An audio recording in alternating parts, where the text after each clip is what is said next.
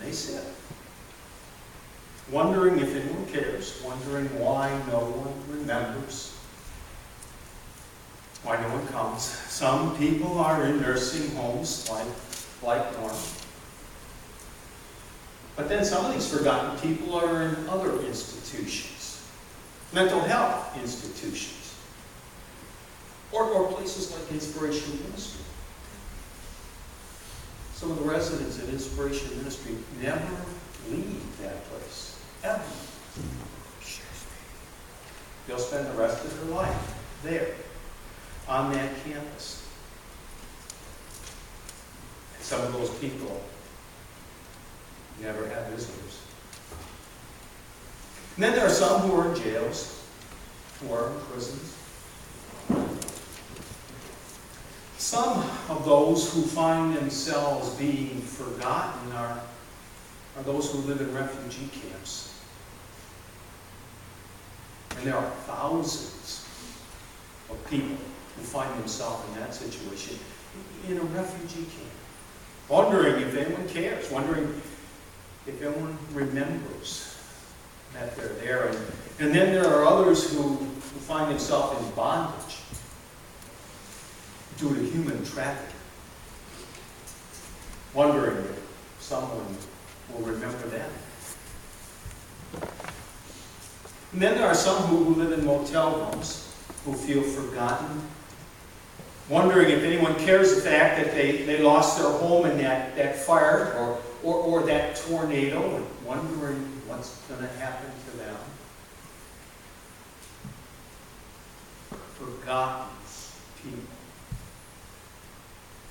Hundreds and hundreds of people in this world feel forgotten. There was a point in history where the Hebrew people felt forgotten. That point came after their country, which was called Judah, had been destroyed by the Babylonians. The Babylonians had come with their superior forces, and they had decimated their country. There wasn't any town or city that was left standing. Picture that. Picture what America would look like if every town, every city was totally destroyed. That's the way it was for Judah. The Babylonians leveled every town, every city, including Jerusalem, the capital city. And the temple went up in flames. It was a smoldering mess of ashes. And after the Babylonians left, they took prisoners of war. They took all the skilled people, the artisans, the unskilled people, they were just left behind. But all the skilled people were taken as prisoners of war, taken way far away to Babylon, where they would now be put to work as slaves, using their skills and their abilities. So the people that remained in Judah just wandered aimlessly, trying basically to survive day by day. And as they wandered, they wondered, had God forgotten them? Had they fallen off in God's radar screen, like Norm thought? Fortunately, there was a prophet who still was working for God, even amongst those people that remained. His name was Jeremiah. He and his associate called Baruch remained behind with the people. And in the midst of remaining behind, Jeremiah would share these words with the Hebrew people and with God. They're taken from Lamentations. Remember, O Lord, what's happened to us. Look and see our disgrace. Our inheritance has been turned over to aliens, our homes to foreigners. We become orphans and fatherless. And our mothers are like widows. We must buy the water we drink. Our wood can only be used if we pay the price. Those who pursue us are at our heels, and we're weary, and we find no rest. We submitted to Egypt and Assyria to get enough bread. Our fathers sinned and are no more, and we bear their punishment. Slaves rule over us, and there is none to free us from their hands. We get our bread at the risk of our very own lives because of the sword in the desert. Our skin is hot as an oven, feverish from hunger. Women have been ravished in Zion, and virgins in the towns of Judah. Princes have been hung up by their hands. Elders are shown no respect. Young men toil at the millstones, and boys stagger under woods. The elders are gone from the city gate. The young men, they've stopped with their music. Joy is gone from our hearts. Dancing is turned to mourning. The crowd has fallen from our head. Woe to us, for we have sinned. Because of this, our hearts are faint. Because of these things, our eyes grow dim. For Mount Zion, which lies desolate, with jackals prowling over it. You, O Lord, reign forever. Your throne endures from generation to generation. Why do you always forget us? Why do you forsake us so long? Restore us to yourself, O Lord, that we may return, renew our days of old, unless you utterly rejected us and are angry with us beyond measure. So Jeremiah ends these words, speaking on behalf of the Hebrew people. Why have you forgotten us, O God? It won't be long after Jeremiah shares these words that God does speak to Jeremiah and tells Jeremiah, hey, I have not forgotten you. I'm already in the midst of planning to bring you together again, planning to restore you as a Hebrew people. You might think you're forgotten, but I, your God, have not forgotten you. And that's the news that somehow we need to bring to other people. We need to bring to those who do feel forgotten, who do feel lonely. Somehow we, in the church, need to bring to them the message that God has not forgotten you. God cares. God knows of your situation and is working in your behalf. And not only do we need to bring them that message, that God has not forgotten, but we need to also bring the message that we in the church have not forgotten you either. So the people like Noah, who live in nursing homes, who seldom see a visitor,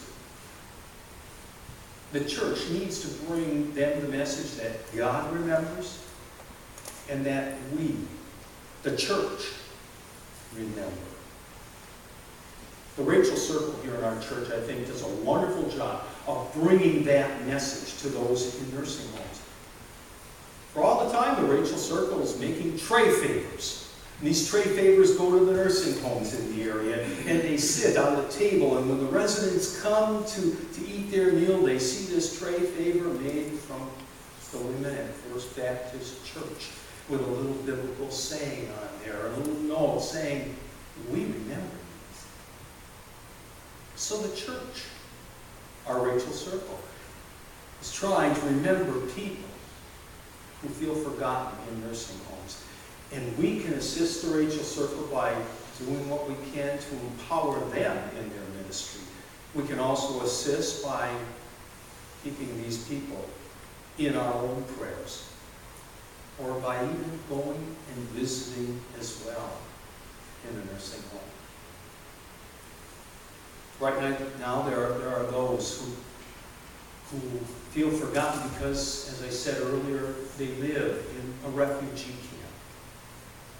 And one of the primary concerns for people living in a refugee camp is just surviving day to day. One of the ways that we can help these people know they are not forgotten is by participating in ministry events that reach out to those who live in refugee camps. In October, our church is going to have an opportunity to do just that. Our church, along with about 6 other churches here in Delavan, are going to participate in a packing event for the agency called Feed My Hungry Children. Some of you are already aware of this. The Church Mission Committee is certainly aware of this. And in this great packing event, churches like ours will be sending volunteers, hopefully many of you, to work 2 hours in packing food boxes for hungry children, some living in refugee camps. At the end of that 3-day period of packing boxes in 2-hour shifts, the 200+ volunteers, which are needed for this event, will have packed and will have sent off 100,000 boxes of food. And when these boxes of food are delivered to those hungry children, they will know that someone has remembered them. And in this case, it'll be the 7 and hopefully a few more of the churches in Delavan, Wisconsin will have provided their food in that box. You'll be hearing more about that in the time to come. There are people who I said earlier live in homeless shelters. Once again, we as a church have done, I think, a good job of telling these people who live in homeless shelters that they're not forgotten. Because we host that homeless shelter, and when we host that homeless shelter here in Delavan, the men who come here know that this congregation hasn't forgotten them, because we've opened up our fellowship hall and we'll house them for 2 or more weeks here in this church and feed them 3 meals a day. And so as we participate in that ministry, something that we've done now for 8 years, it's another way of telling these men they are not forgotten by our church. There are all kinds of forgotten people in this world. And all we have to do is look in our own extended family. Right now, in every extended family, there is someone who feels forgotten. Think about that for a moment. There's some cousin, some nephew, some niece, some aunt or uncle that feels forgotten. In my extended family, it's a cousin of mine. His name's David. We've been praying for him. He has Parkinson's disease. I haven't spoken with my cousin in about 5 years. I need to correct that. I need to touch base with David and let him know that I have been thinking about him, that I have been praying for him, that he is not forgotten by his cousin Mike. Who in your family might feel forgotten? Who in your family do you need to reach out to let them know that you have not forgotten them? Forgotten people. People like one. People like the Hebrew people so long ago. God remembers them. God cares for them. The question for us is, do we remember those who are forgotten? Let's bow for a word of prayer.